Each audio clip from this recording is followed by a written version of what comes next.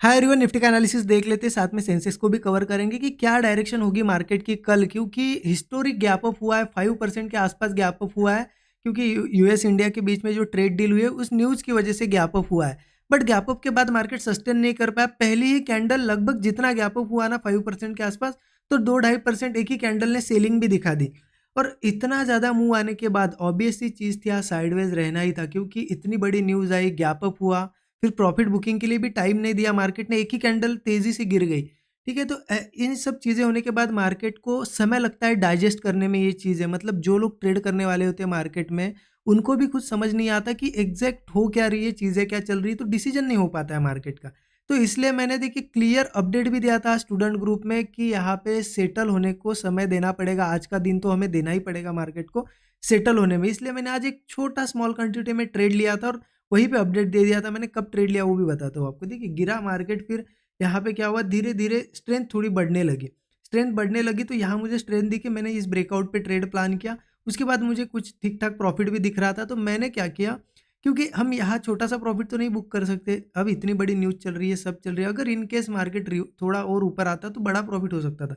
इसलिए stop loss मैंने यहाँ पे कॉस्ट पे ट्रेल कर दिया और क्लियर यहाँ पे मैंने एक अपडेट दे दिया था स्टूडेंट ग्रुप में, जब ये ट्रेड भी शेयर किया था और जब प्रॉफिट चल रहा था तो अपडेट दे दिया था कि मैंने कॉस्ट पे ट्रेल कर दिया है और ये अगर मेरा एसएल जाता है तो मैं कॉस्ट टू कॉस्ट निकल जाऊंगा और उसके बाद अवॉइड कर दूंगा, कोई ट्रेड नहीं लूंगा। क्योंकि इतनी सब चीज़ें होने के बाद कभी भी जल्दबाजी नहीं करनी चाहिए, मार्केट को डाइजेस्ट करने में समय लगता है थोड़ी चीज़ें। ठीक है, अब कल क्या कर सकते हैं देखिए उसके लिए सिंपली मैं डेली चार्ट पे ले जाता हूँ, आप थोड़ा समझिए अभी यहाँ पे हो क्या सकता है। क्योंकि मार्केट अब कैसा है ना कि ऐसे नॉर्मल जोन में नहीं है, एरिया में नहीं है जहाँ पे हम चलो कोई सपोर्ट, कोई अच्छे ट्रेंड लाइन वगैरह मिले और वहाँ ट्रेड प्लान करें। अब इतनी बड़ी न्यूज़ के बाद एक बीच में खड़ा है मार्केट देखिए। अब हमें क्या करना पड़ेगा, मार्केट को समय देना पड़ेगा, टाइम देना पड़ेगा, थोड़ा 1-2 दिन तो लगेंगे।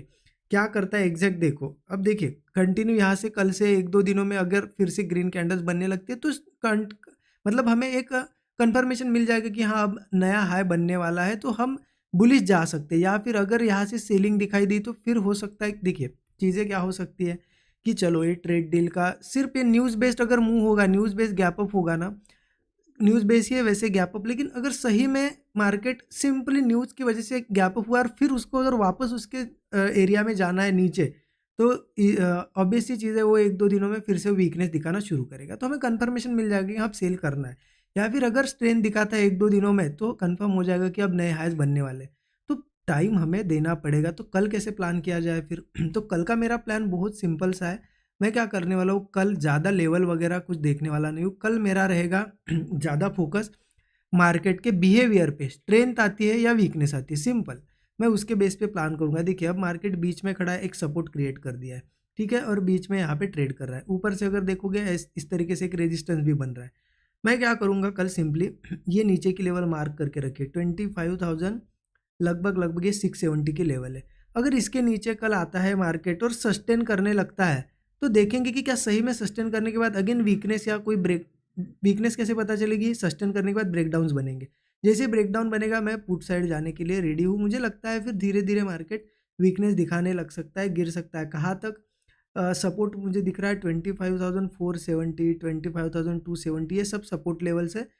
तो ज़रूरी नहीं इतने बड़े सपोर्ट्स के लिए वेट करना। बीच में आपको अगर लगे अच्छा मूव आ रहा है और रुक रहा है मार्केट, निकल जाओ। आपका अगर एक्सपेक्टेड रिस्क रिवार्ड आपको 1:3 1:4 मिल जाए तो ठीक है। डाउन साइड का मेरा क्लियर है। अगर देखिए जैसे कि अगर ये सपोर्ट बना है, इन केस मार्केट को अगर सही में सपोर्ट को होल्ड करना है तो यहाँ कहीं ओपन होकर मार्केट ब्रेकआउट देगा या फिर गैप अप होगा सीधे। ये जो ट्रेंड लाइन ये जो बन रही है ऊपर से रेजिस्टेंस बन रहा है इसके ऊपर, तो अगर देखिए जल्दबाजी नहीं करना है, मार्केट हमें गैप अप मतलब ब्रेकआउट दिखा के ट्रैप करके गिर भी सकता है। इसलिए हम क्या करेंगे, यहाँ पे गैप अप होने देंगे मार्केट को, और ब्रेकआउट के बाद क्या करेंगे हम, क्योंकि ब्रेकआउट होके हमें ट्रैप करके फंसा भी सकता है, मार्केट नीचे आ सकता है, इसलिए ब्रेकआउट होने देंगे और देखेंगे फिर अगर ब्रेकआउट के बाद मार्केट थोड़ा सा रिट्रेसमेंट करके और सही में सस्टेन करता है और कोई ब्रेकआउट बनाता है फिर से फ्रेश ब्रेकआउट, मतलब पहले डायरेक्टली ब्रेकआउट पे नहीं लेंगे, अगर स्ट्रेंथ के साथ होल्ड करके अगर अगेन ब्रेकआउट आता है तो इसमें हम कॉल साइड का ट्रेड प्लान कर सकते हैं। मेरा पर्सनली यही प्लान होगा और फिर धीरे धीरे जो भी मूव आएगा, देखिए स्लो मूव रहता है तो 1:2 1:3 भी हमारे लिए बहुत हो गया। अगर फास्ट बड़ी कैंडल के साथ निकलता है तो फिर बड़ा ट्रेड हम प्लान बड़ा टारगेट हम प्लान करेंगे, ठीक है। तो मेरा सिंपल सा है, इसके नीचे वीकनेस दिखती है तो मैं सेल करूंगा, अगर स्ट्रेंथ सस्टेन करती है तो बाय करूंगा, अगर स्ट्रेंथ सस्टेन नहीं करती है तो फिर वापस इसके नीचे जाने का वेट कर सकते हैं। सिंपल है। और देखिए मैं कल सेंसेक्स में ट्रेड ज़्यादातर प्लान करता हूँ, आपको पता है थर्सडे एक्सपायरी होती है, लेकिन वेनसडे में सेंसेक्स में ट्राई करता हूँ, क्यों, प्रीमियम हमें अच्छे मिलते हैं। तो मैं सेंसेक्स का भी बता देता हूँ आपको। सेंसेक्स का और निफ्टी का चार्ट सेम ही है, कोई अलग नहीं है। सेंसेक्स का और निफ्टी का सेम बनता है चार्ट। तो यहाँ पे भी मेरा वही है, इस लेवल के नीचे ये लेवल जो है 80, ये लेवल अगर आप देखो तो सीधे सीधे ये 83,500 के आसपास की लेवल है। तो 83,500 के नीचे अगर रहता है, 83,500 ये लेवल मार्क कर लीजिए। तो इसके नीचे अगर सस्टेन करता है और फिर वीकनेस कंटिन्यू दिखती है तो मैं डाउन साइड का ट्रेड प्लान करने की कोशिश करूंगा। 82,900 हो गया, फिर 82,200, ये मुझे सपोर्ट दिख रहे हैं आगे, ठीक है। और सिंपल है कि ये जो रेजिस्टेंस बन रहा है इसके ऊपर अगर ब्रेक होता है और फिर सस्टेन ही करता है और अगेन फ्रेश ब्रेकआउट आता है तो इनमें कॉल्स में ट्राई करूंगा।